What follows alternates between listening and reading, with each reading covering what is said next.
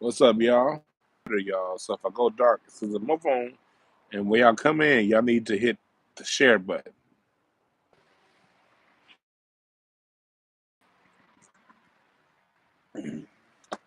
Oh, I just think he's showing light, then turn dark.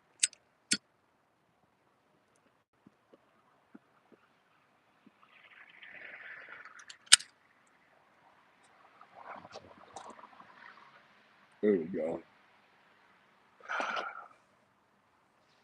There we go. There we go. There we go. There we go. There we go.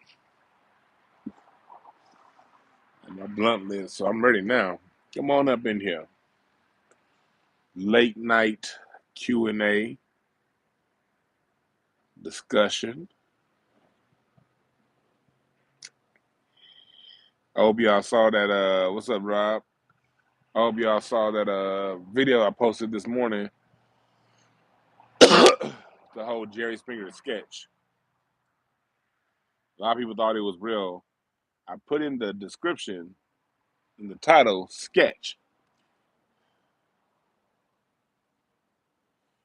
I had sketch at the end, then I had to go back. People kept saying, "This is real, this is real." So I had to go back and edit the title and put the title sketch at the front and the back. Even after I put the title sketch at the back, people still was like, that ain't real. Nigga, it's in the title that it's not real. But I posted it for a reason. I posted it for a reason. What's up, everybody up in here? I posted it because I wanted to actually talk about a bigger discussion. The reason why that sketch hit so real was because that's some real life shit that be happening. You know what I mean? Except for they don't leave the money to the black kids. That part was the bullshit, leaving the money to the black kids. But this whole thing, having children, white folks having black kids outside of wedlock, that's a 400-year-old story. And that's what made that sketch so goddamn believable. Because we all, shit, we all know them white men been doodling and dingling up in all kinds of black women for the last 50 years, 500 years, making illegitimate kids. So Biz Martie, Breeze, Kenneth Berry, Jamil, Hendersonic. So you see it in Virginia all the time. See? Right? That's where the term honky comes from.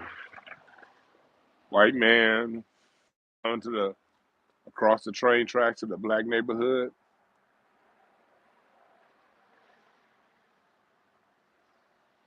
You know, looking good. I'm sorry, I got distracted. I got text. I'm getting a series of texts right now from the folks putting together my metaverse world. I filmed a comedy sketch in the metaverse. I'm over here getting drop down texts.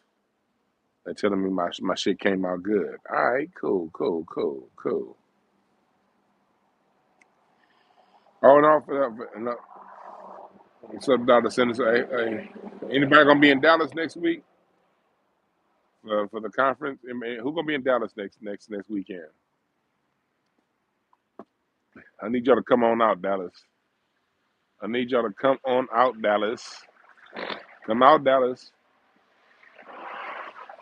Next Friday, May 26th. Me, Slink Johnson, Kamara White, and Larry Goodwell.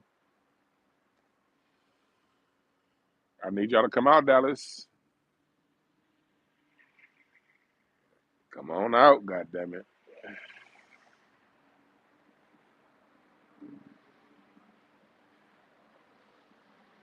But yeah, you see it all the time, white men having illegitimate babies by black women and leaving and not taking responsibility for it. And that's the key right there. They use their position in society to have these illegitimate children, don't take care of them, and then turn around and call black folks hood rats and Section 8 stuff people. So although that Jerry Springer video was a sketch, we knew it wasn't real. Well, it looked real at first. It looked real to me until the end. But even though it was a sketch, it struck a whole bunch of chords because it hit on a story that we all know is true. Breeze, you got to make it, brother.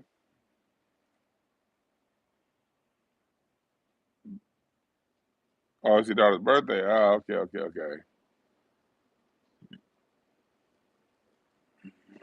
Okay, I get that. You got cheerings you got to deal with. That's another story. We know Dr. Citizen ain't got no kids to deal with. Dr. Citizen ain't got no woman to deal with either. So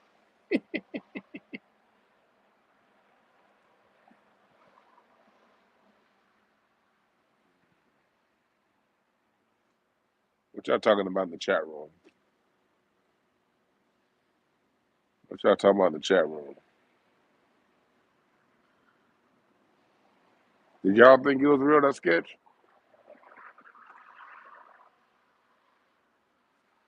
Did y'all think it was real?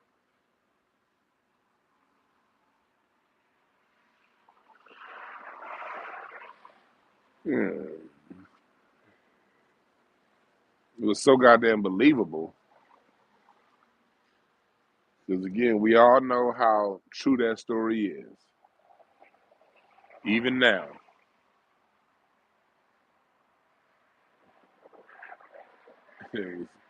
Biz Marti, you believed it.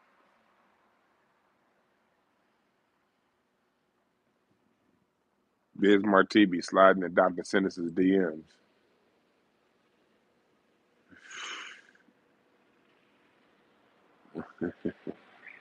He said, you knew it was a sketch, Breeze?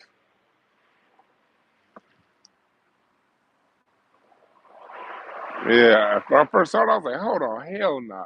No, I was like, huh? Then I watched it again when old girl said, I guess black lives do matter. That's not really something somebody says in real life. I don't know any real people that say that. That's always been some TV shit.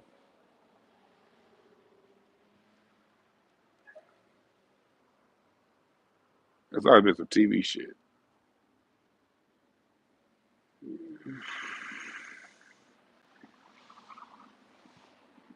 Then the goddamn Lakers lost today. Denver gonna be tough. The Lakers can beat Denver. They're gonna have to play right, man. They played right today. Denver just made a whole bunch of shots. I doubt Aaron Gordon plays that good the rest of this series. That nigga Aaron Gordon looked like the black kid that had a white mama and an absent black father. He was little. The only thing he got left from his dad is his jeans. That nigga Aaron Gordon looked like he was raised in a trailer park. He was that one nigga kid in the trailer park.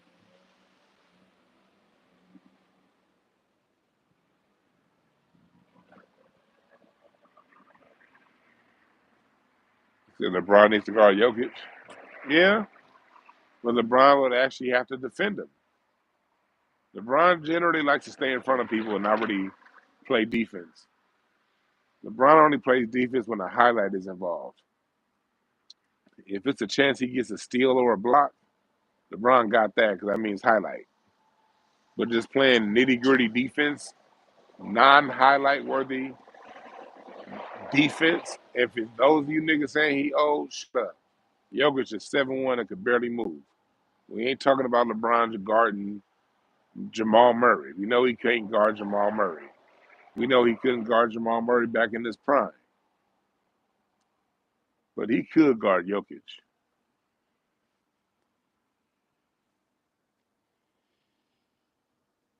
And double team, but double teams ain't working. Stay home and let Lakers need to just stay home and let Jokic beat them offensively. Allow Jokic to score 43 points and lose the game. That's why stats are irrelevant to a lot of you dummies out there always put up numbers. It's a defensive strategy to allow someone to put up big numbers because allowing someone to put up big numbers and minimizes their passing, like big scoring numbers. Now they're not getting other players involved, and if they're not getting other players involved, those other players' timing gets thrown off.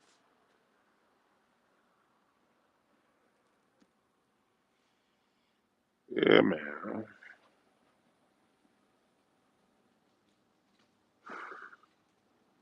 I ain't gonna be on here long. I wanted to come to y'all earlier today, but it's like shit. I'm moving right now. I only got a couple more days down here. I'm moving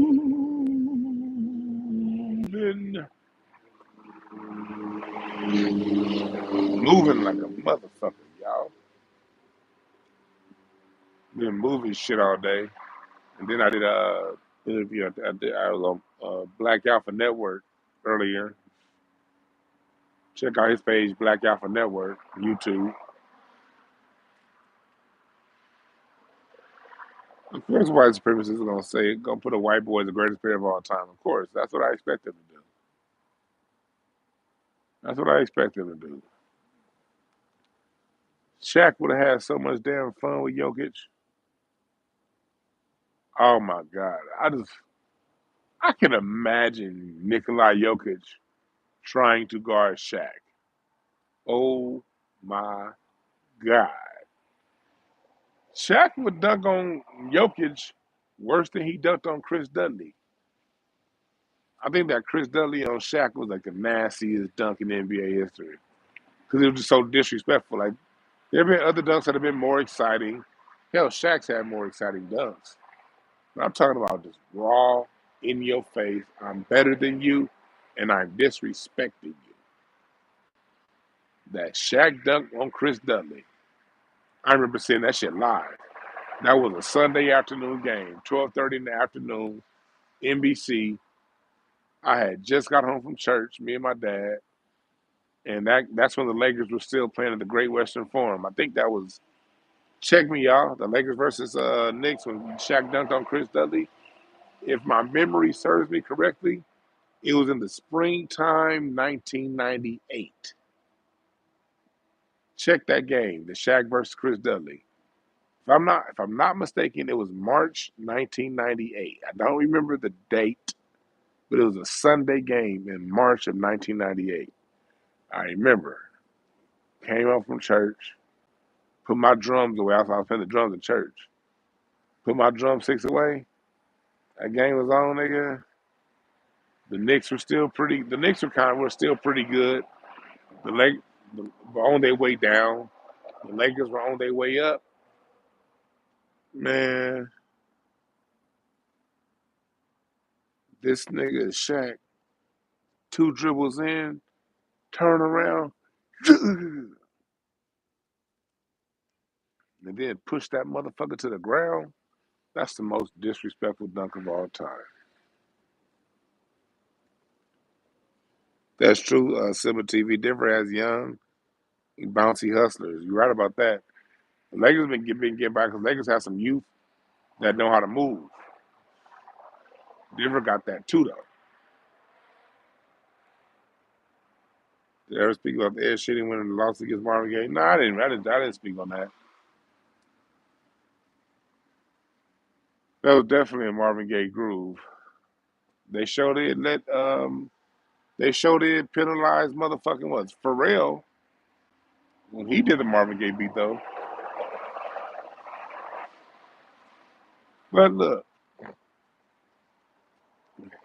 I was watching a discussion today. I don't know what's up, Anthony Bolden. Boom, what's up? Yeah, I fucks with people like Boom. I was clowning Boom last week, and that motherfucker right back up in here. There's so many sensitive niggas. Cause y'all know me, I look at the chat room and start talking shit. I don't mean it. I just be having fun. There's so many sensitive niggas out there. They be talking all kind of shit. Then I address them and say some shit. They be like, man, I can't come back to his channel. He was talking shit. Nigga, you started it.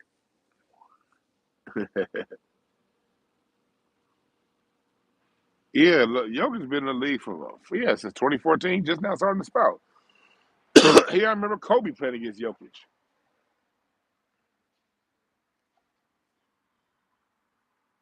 Yeah, man. Shit, man. But that's what it is with sports. Sports is all planned. It's all charted out. Sports is scripted. Let me tell you something. You don't have something that's an entity exchanging billions of dollars like that without controlled outcomes. Let's just put it in that form. I'm not saying every game is controlled and rigged. I'm not saying every season the champion is controlled and rigged. What I am saying is these sports leagues reserve the right, and they oftentimes exercise the right of controlling outcomes. And this is allegedly because this is just me just thinking logically. Forget me being a fan of the Lakers or you being a fan of Ja Morant or anybody who you adore and like in the NBA. Let's remove fandom to the side. You have billionaires investing billions of dollars into these teams. I was driving down Prairie the other day. I see the new Clippers Stadium, the Intuit Dome being built right now, right next to the Rams Stadium. And Steve Ballmer playing for that shit out of his pocket. And you look around, you have Vegas, you got all these online gambling platforms, fantasy sports. There's a lot of rich, wealthy money and non-wealthy money on the line. This rank and file, everyday Americans, casino sports books. With that much money on the line, with that many people, let's just think logically. Do you think the outcomes are random? Press the number one if you think the outcomes are random in sports. Press the number two if you think outcomes are controlled overall. And when I say controlled, I don't even mean every game. Like I said, I just mean there are control mechanisms in place to steer the direction of a season left or right.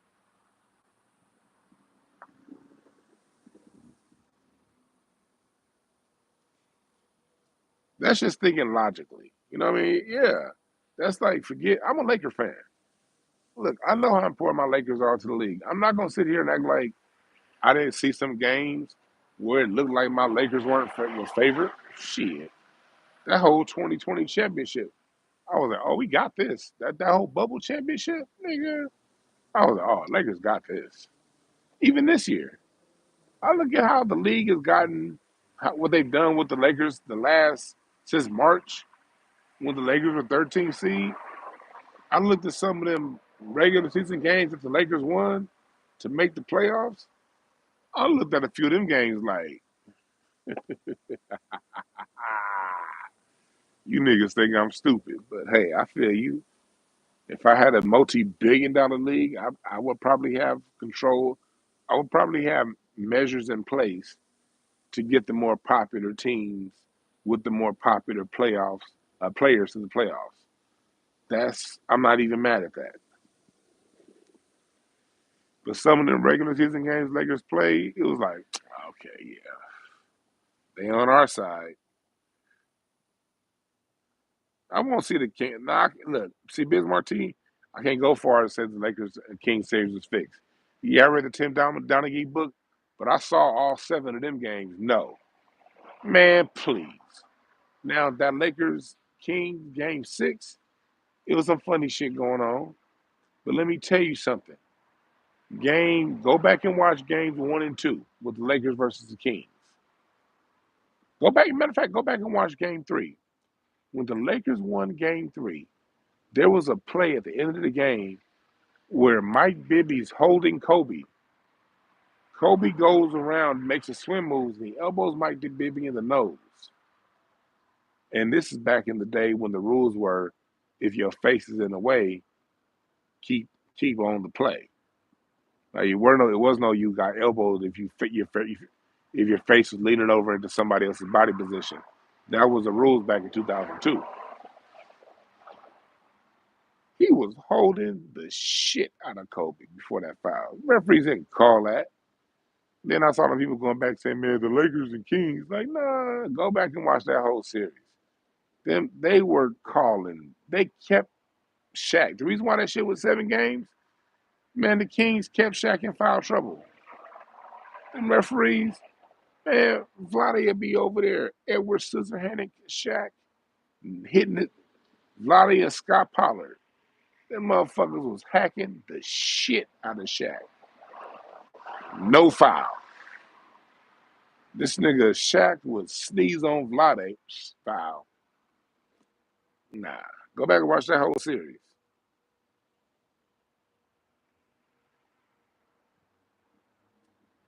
Yeah, when the NBA made that CP to LA, when they nixed that trade, that's what made me stop taking the NBA serious. When David Stern stepped in and stopped Chris Paul to the Lakers, I knew there was some bullshit going on in the NBA back then. But when that happened,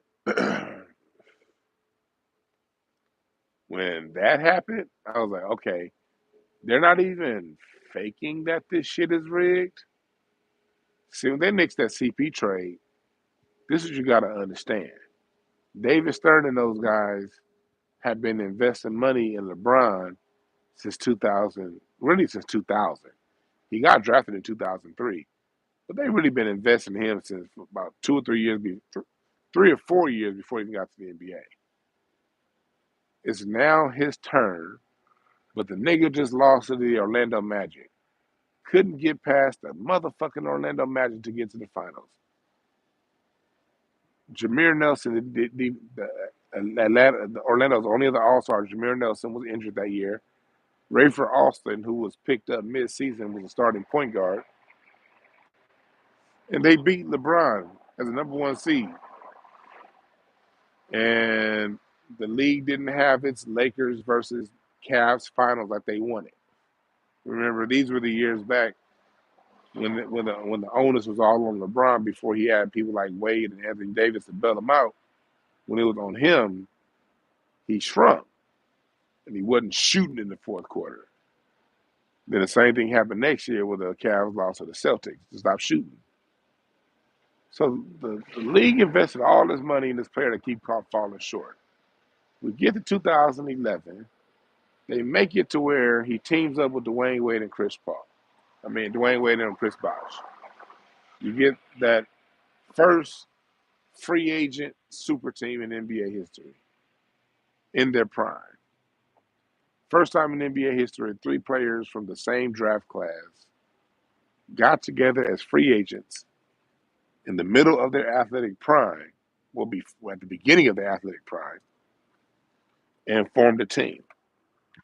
Yes, multiple All-Stars have teamed up before, but if you look at those, all those other, when Barkley went to the Rockets, these are all old, past their prime players. KG had developed an arthritic knee condition by the time he gets to Boston. Kevin Garnett, the previous 2 seasons, missed a lot of games with the Timberwolves over a messed up knee.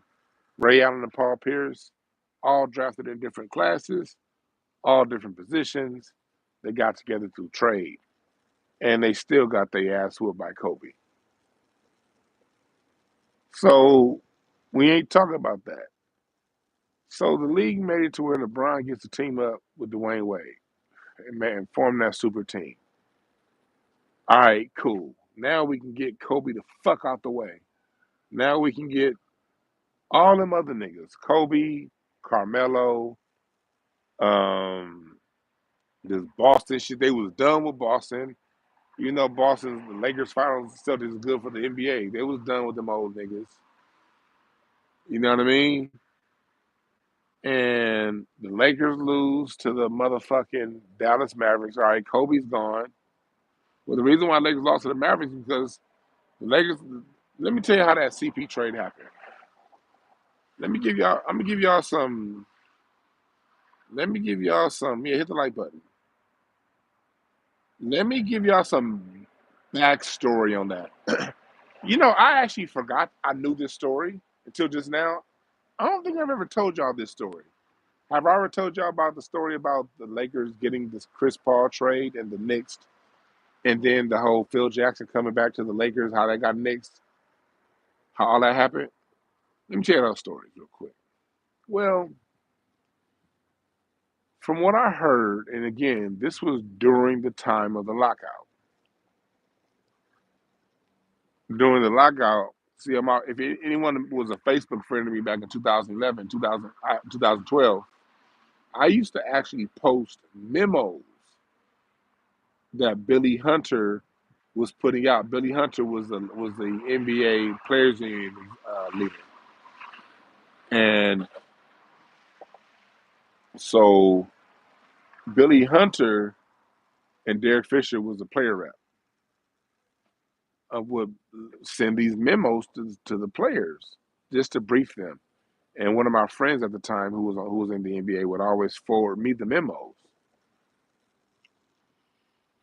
And so basically, during the NBA lockout, the lockout was for the most part pushed by Mark Cuban and Mark Cuban, owner of the Dallas Mavericks, and what's that white boy name, owner of the Cavs?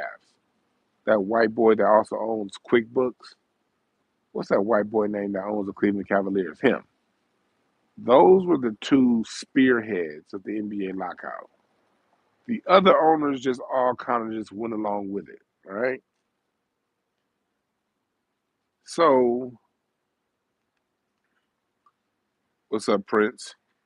So um that's how the lock. So we knew the lockout was coming back in 2009. My friend that was part of the he was his player. He was a player rep for the Bobcats, player rep for the Cavs when he was on the Cavs. So he was always involved in the lockout proceedings. So I started getting these memos from Billy Hunter around in the 2009 season.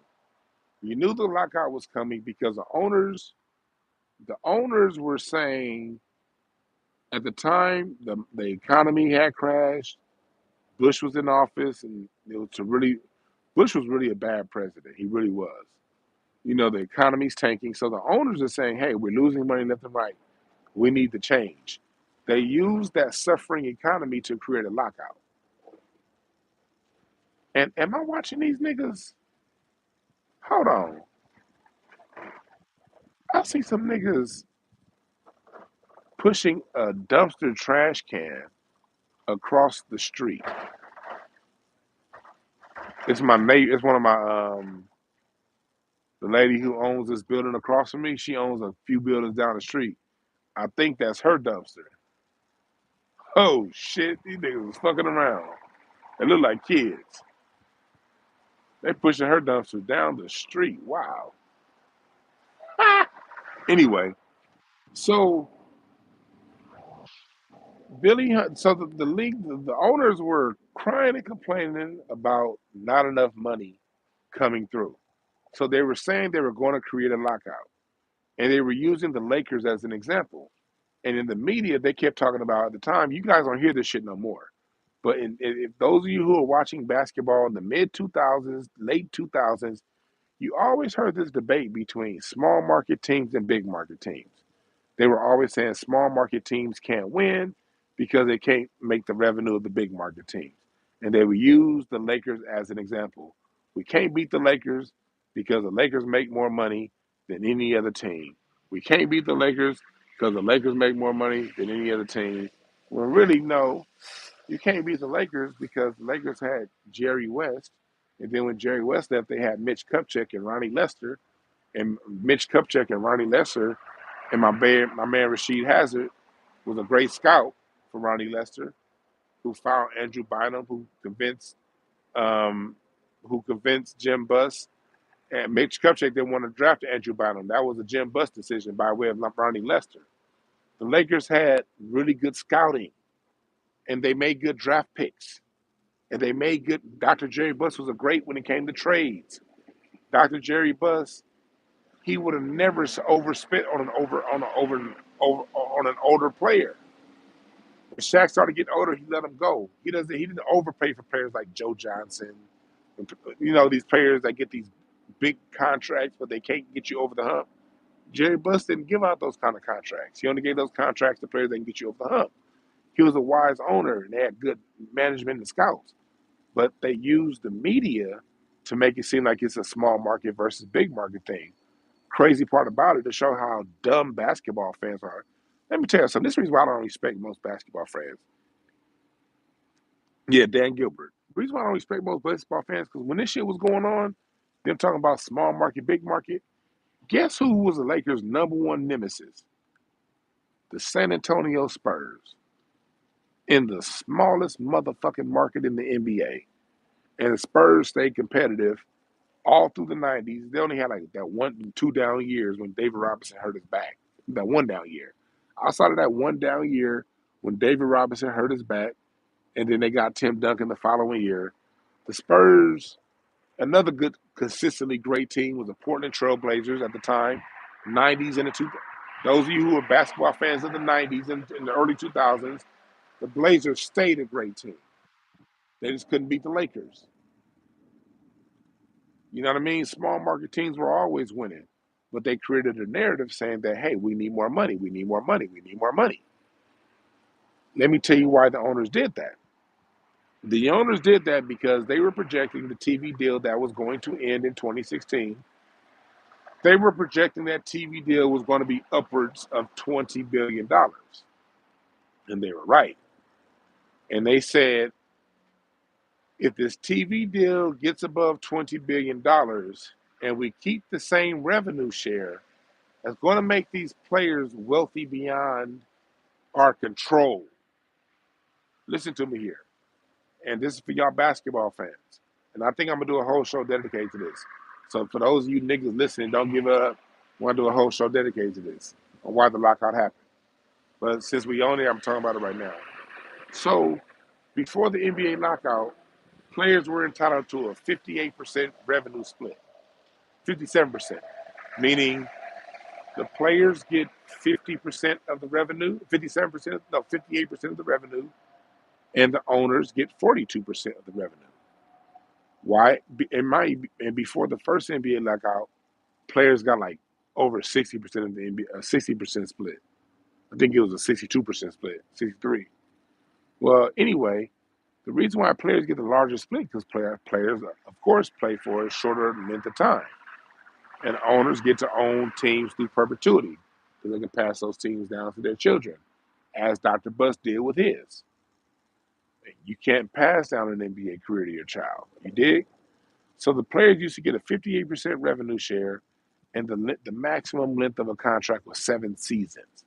The owners felt that was too much control for the player, and they felt that the players were getting, once this new NBA TV deal came in 2016, the players were going to make way too much money, which was true.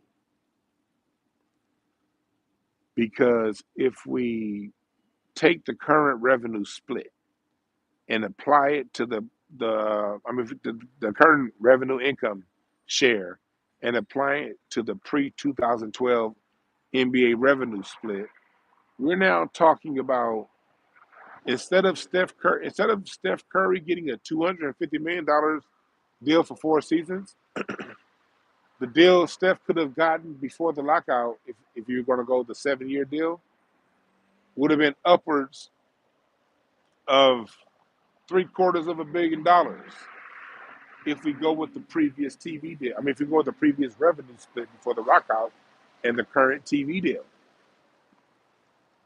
The 2016 NBA TV deal was so much money. That's why if you look at games now, you see the teams have a different court every fucking home game. There were no multiple courts and multiple jerseys before then. because that was just burning money. If a team, I remember the Lakers, the Forum, the Lakers would have the same court for 10 years. You didn't change courts like that. You keep a court for 4, 5, 6, 7, 8, 9, 10 seasons. Now it'd be a court every other game, a different court, because the money got so big. So the players, the owners didn't want to split all that money with the players. They didn't want players like Steph Curry going around with $750 million. So what they did was they created a lockout, and they hated the Lakers. Dr. Jerry Buss kept winning. Dr. Jerry Buss was old school. Jerry Buss was old school and old school owner. That was his team. The Lakers are the Buss family's bread and butter. These new owners, the owners that started buying teams in the 90s and the 2000s, these are tech guys. These are like other people. They're not like the NBA team is their fuck off money. So they don't have as much emotionally invested in the team. They don't want to. They bought this team to make revenue, to make money, make money, make money. Dr. Buss bought the team to win. Dan Gilbert bought the team to make money. So Dan Gilbert and Mark Cuban were two of the owners who basically started to convince the other owners why they need to lock the players out so they can make more money. Blah blah blah. Yeah yeah yeah. All right. So the lockout happens. David Stern lowers the revenue share from 58%, from a 58 40 42 split players to a 52.5% revenue share. They cut the revenue share by 5.5%. And then when the TV deal came, they lowered maximum contracts from 7 years to 4 years. And they put in all these kind of super max things, all these incentives. You got to be an all star this many years. You got to be an all pro that many years, and all NBA this many years. And then so they basically made it to where only the white boys can qualify for the super max because, of course, they're going to give the white boys the MVPs and all of the NBA. If there's two players who belong on the All NBA team, they're going to give it to the white boy over the black boy. And so, you know what I mean? So they created this thing that where only a few players get these super max deals, everyone else can't, and they did all that. All right, and this how this. So I gave you a backstory to why the NBA lockout happened. So now let me get to the Chris Paul Lakers part, and this is what I heard really the week that it happened from people I know that was working with the Lakers at the time. I can't say names here because this particular person has a job with another NBA team right now in their front office, and I don't want to say that this particular person leaks information. The week that it happened, basically, David Stern, from what I heard, when the Lakers made, because remember, the lockout had just ended. It just ended. David Stern Jerry Buss made that Chris Paul trade within a day or two of the lockout ending. I mean, it was right away. I think it was like the first deal. And the Lakers made the deal clean. Chris Paul to the Lakers from the New Orleans Hornets. At the time, they were called the Hornets, not the Pelicans.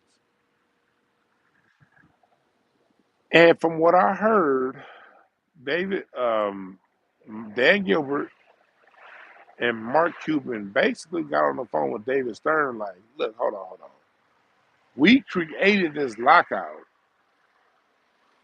to combat teams like the Lakers. If the Lakers get this deal, this trade, it basically puts us back at square one. And David Stern, also been the GM that he is, understanding how much money they had invested in that new crop, LeBron, Wade, and those guys. It was like basically if Kobe gets Chris Paul, we're going to add another 2 years to Kobe's prime. See, Kobe never tears that ACL if he has a player like Chris Paul handling the load. Kobe tore that ACL because Steve Nash was supposed to be playing that next year, and Steve Nash has ended up getting hurt right away at the beginning of the season. And so Kobe had to carry the load. Mike D'Antoni overworked him. But if he had Chris Paul, that shit wouldn't happen. And this is before Chris Paul got old. This is prime Chris Paul. Man, them niggas got together and was like, nah, not happening. And David Stern mixed the trade. And what I'm saying, see, now you could they scrub the internet, and I've only learned in the last 5 years to take screenshots. This is what you do if you haven't Google. You print screen on these website articles. When I see certain shit released online that I feel they may later on take, I screen print those articles and I have a file on my computer on my hard drive that I go to save those articles just in case they get scrubbed from the internet. But at the time, it was very open that there was even an interview out there like with Mark Cuban basically admitting, saying, yeah, why should the Lakers get Chris Paul? Like, huh? That shit's been since scrubbed. The last I checked, but it could be back out there. So the end of the story, from what I understand, was that whole Chris Paul thing got nixed because the owners basically got together to box the Lakers out. And on top of that, David Stern was a little vindictive towards Dr. Jerry Buss because Dr. Jerry Buss was basically the most influential owner in ending the lockout. See, the owners wanted a 50-50 split. And at the time, the contract negotiations had it at a 52.5% split. The owners wanted that 2.5%. Dr. Jerry Buss was basically the one saying, look, it's only 2.5%. We done already got 5% off the players. What's 2.5%? Let's just end this. And so a lot of the owners were mad because if you know how those money people think, 2.5% is a lot of money to them. And so a lot of them owners, like Mark Cuban and Dan Gilbert, allegedly, were angry at Dr. Buss for being the catalyst that ended the lockout. Even when on ESPN, when they reported it, they said Dr. Jerry Buss was the most influential owner at ending the lockout. So it's a whole backstory of ownership struggles and ownership drama and ownership bullshit that led into the Chris Paul trade being nixed.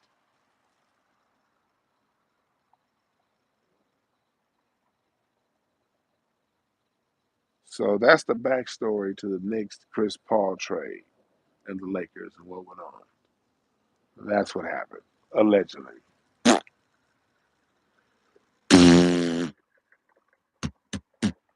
I'm over here making noises and shit. I should be getting on. So what you niggas talking about? What's up, Marcio? What's up, Sinister?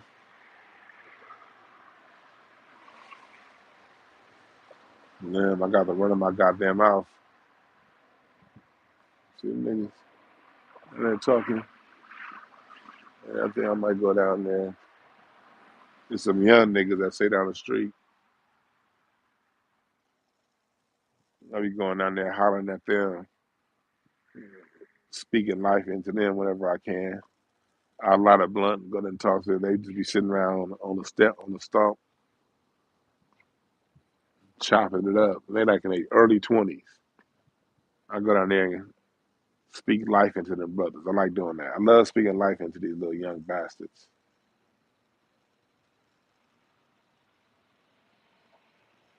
Hell yeah, the Lakers need to fly commercial.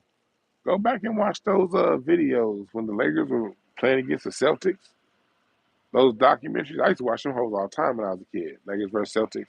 Because in the early 90s, Lakers sucked. Before Shaq, so I just put on my dad's old VHS tape to the Lakers Celtics rivalry.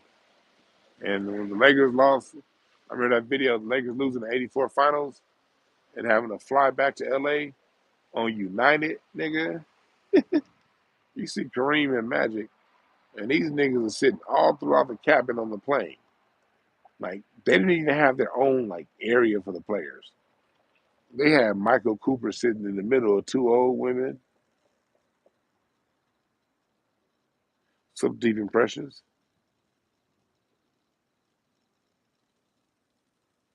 Man, I went on a tangent talking for a long ass time about that. I thought I'd be off by now. But yeah, going back to the beginning of when we were talking about the whole Jerry Springer thing, we talked about that at the beginning, and then I went way off the topic. But that whole Jerry Springer thing, the reason why it hit so hard, and even though it's a sketch, but the reason why so many people felt it when they saw it, because we all know when it comes to bastard baby making, white men are the number one. They go around having black children all willy nilly, and they've been doing it for like 500 years, leaving them alone, going back to their families, and white women going so far as to disown those white men from those black babies. Happens every day. So that sketch hit home because it spoke to the social conditioning here in America and what's really going on, really worldwide.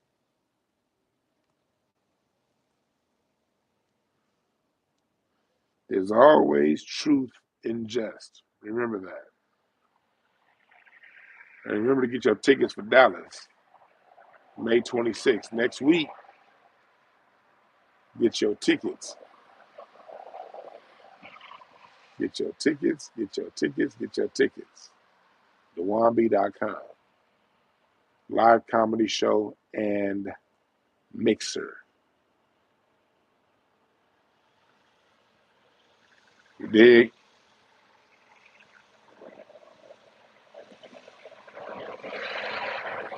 And don't fall for the okie doke.